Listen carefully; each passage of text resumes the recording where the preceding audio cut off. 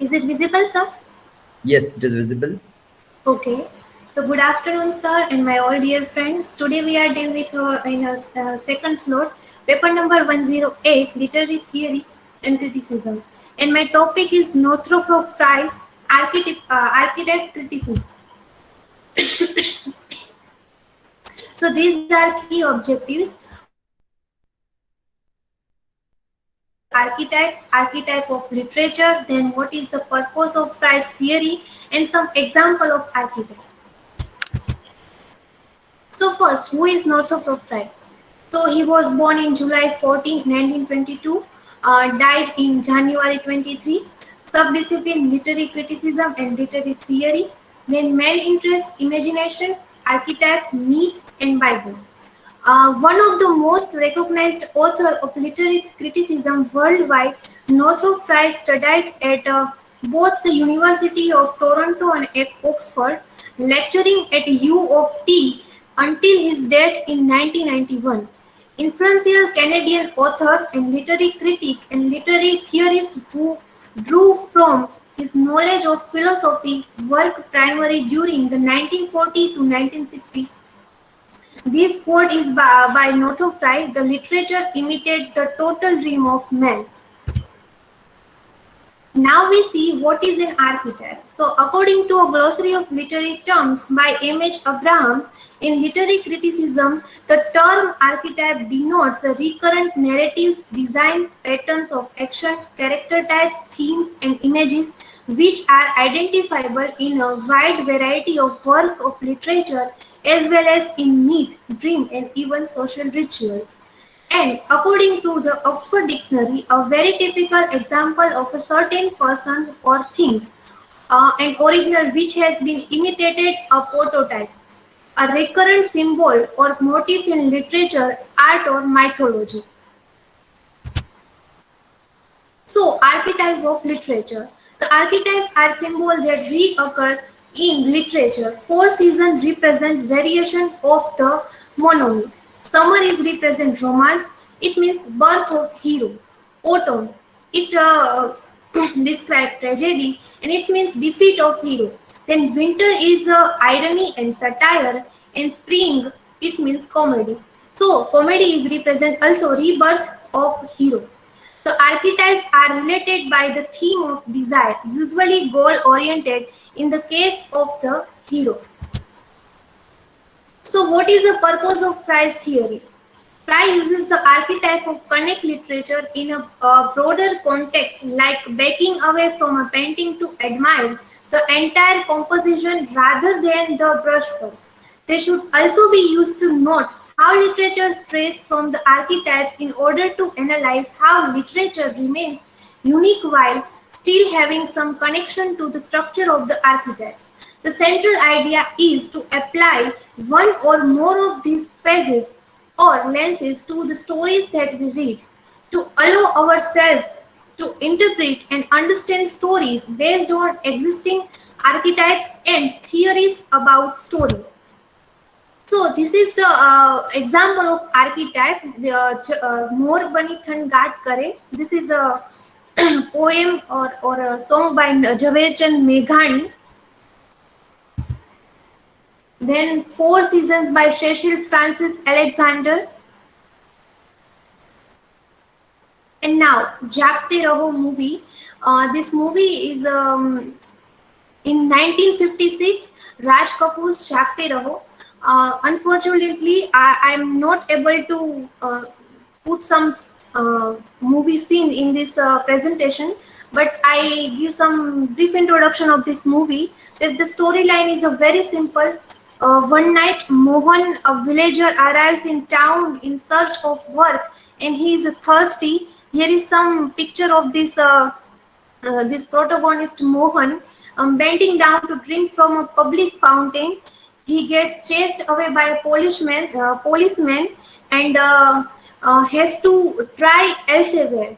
This time the tape is behind the gate of a block building. The policeman spots him again and the peasant, terrorized, runs in instead of out. He is seen and mistaken for a thief. From them One, he goes from a flat to flat, trying to escape the angry intimates who are bent on finding him and what start out a respectable civilization. So, a main point is that a Navy peasant enter and a part block to find a drink for water, and resident mistake him for a thief. So, there are many archetypes in this classical movie Jaagte Raho. These are my references.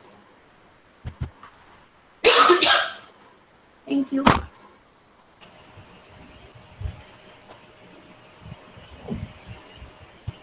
Okay, still, well, finding, yes, you can stop sharing the screen. Finding archetypes is a bit difficult, I think. So getting an exact example is very tough. So, for example, more, what is that? In that poem, how do you see archetypes? Season, which poem, sir? Man more bani thanganat kare. In this poem, there are what can see season. So I found. But the season is there. But what is that archetype of the season? What is your reading of that?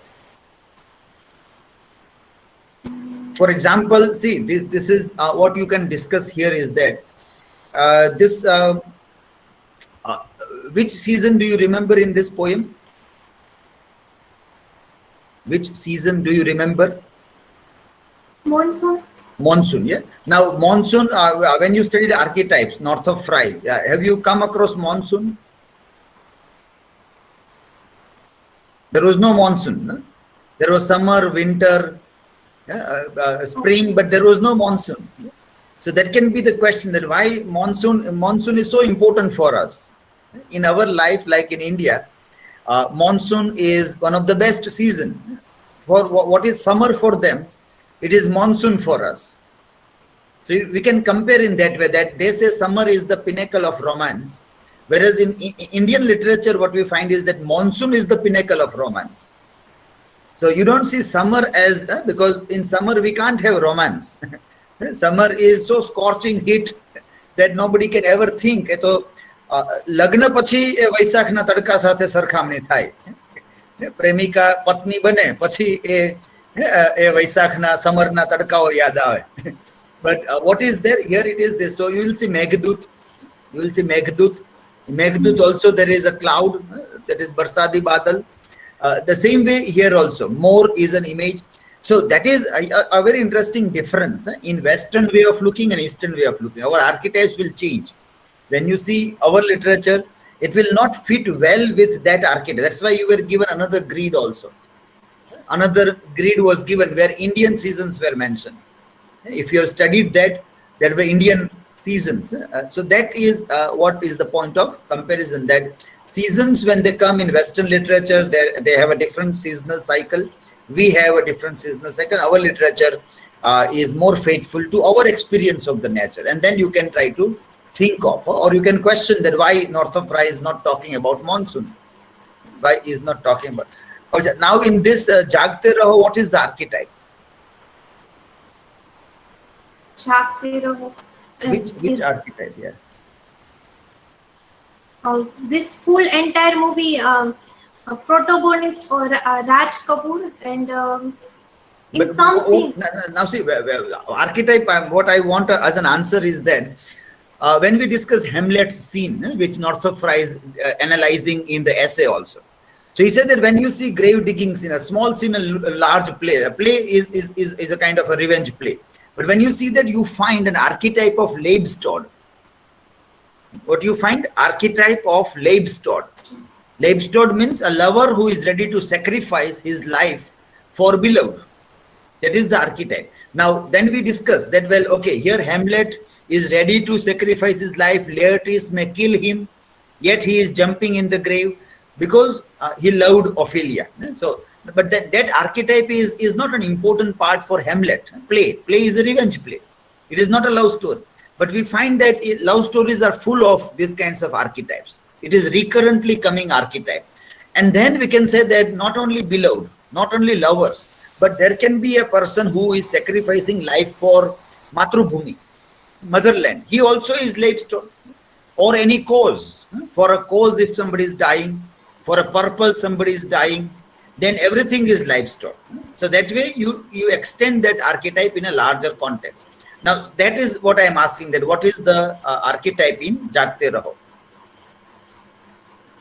Sir, I don't see a full movie, but some scene I'm not present here, so Yeah. Okay, but well, you can say somebody who is an awakener. Somebody who is જે જાગતા રાખવાનું કામ કરે એનો એક આર્કેટાઇપ છે. જાગતા રહો એટલે લોકોને જાગતા રાખો એટલે સામાન્ય ઊંઘમાં જાગતા નથી રાખવાના. ખરાબ સમય શરૂ થવાનો હોય એની સામે જાગતા રાખવાના છે. ખરાબ સમય આ ફિલ્મમાં જોઈએ તો અમીર લોકો સામેથી આવવાનો હોય તો ગરીબ લોકોને કે જાગતા રહો નહીં તો તમારું શોષણ થશે, અમીરો તમારું ખૂન ચૂસી જશે. જાગતા રહો, જાગ્રત રહો એટલે ખાલી રાત્રે જાગીને પથારીમાં બેસવાનું એમ નહીં. You see the sense of Jagte Raho. એક સોક્રેટિસ હતો જે લોકોને જગાડવા માંગતો હતો, યુવાનોને જગાડતો હતો. સોક્રેટિસનું શું થાય છે, એમને મરી જવું પડે છે, ઝેરનો કટોરો આપી દીધો તો એ પણ જાગતે રહો કરનારો વ્યક્તિ હતો. જીસસ ક્રાઇસ્ટ પણ હતો તો એને ક્રોસ ઉપર ચડી દેવામાં આવે છે. Now, so then you see an archetype that somebody who is an awakener to a larger number of people, he has to die. He has to either take this nails on the cross, or will have to drink poison, or bullets in the chest. Like Mahatma Gandhi also has to take bullets in the chest. The president of America, who was the Kennedy, also was killed. And then very famous one American president is Abraham Lincoln. Abraham Lincoln also was killed. He was watching a play and he was killed. So many people who came as an awakener, they die in real life also, in literature also. That is that is recurrent pattern. It is recurrent pattern. So that if you see in this Jagte Raho, then you can talk about that. That way you have to search for archetypes, deeper structures, but you should be aware about lots of narratives. Then recurrent pattern is visible. Recurrent વારંવાર દેખાતી pattern એ તો ક્યારે ખબર પડે જ્યારે આપણે 100, 200, 500, 1000 ફિલ્મો જોઈ હોય તો ખ્યાલ આવે કે આ પેટર્ન રિપીટ થાય છે. 5 જ જોઈ હોય તો ખબર જ ના પડે. 5 ફિલ્મો જુદી હોય, પેટર્ન જ હાથમાં ના આવે. પેટર્ન તો હાથમાં લેવા માટે ખૂબ જ વ્યાપક જોવું પડે, દ્રષ્ટિપાત કરવો પડે. છેક મિથ, જૂની મિથ, અને એ ખાલી એક જ કલ્ચરની નહીં, અસંખ્ય કલ્ચરોની મિથથી લઈ અને અહીંયા આવવું પડે. એટલે જેમ્સ જી ફ્રેઝરની બુક કામ લાગે. એમણે અભ્યાસ કર્યો, અને એ અભ્યાસ નહોતો ત્યારે તો લોકો એમ જ સમજતા કે બસ મારું જ બધું શ્રેષ્ઠ છે, મારી મિથ જ શ્રેષ્ઠ છે, મારો ધર્મ જ શ્રેષ્ઠ છે, મારો કલ્ચર, એ જ માનતા હતા ત્યારે. જોકે આ બધું બુક પબ્લિશ થઈ ગયા પછી પણ હજી લોકો એવા માનનારા છે, હજી જેને આવી ખબર જ ન હોય કે આવું બધું લખાઈ ગયું છે, આવું સંશોધન હજી એમ જ માનતા હોય કે મારો ધર્મ શ્રેષ્ઠ છે, મારો કલ્ચર શ્રેષ્ઠ છે, મારી બધું મારું જ બધું સારું છે. એને એ ખ્યાલ નથી હોતો. અને દુનિયાભરમાં અનેક દેશોમાં આ પ્રકારના લોકો પડેલા હોય છે.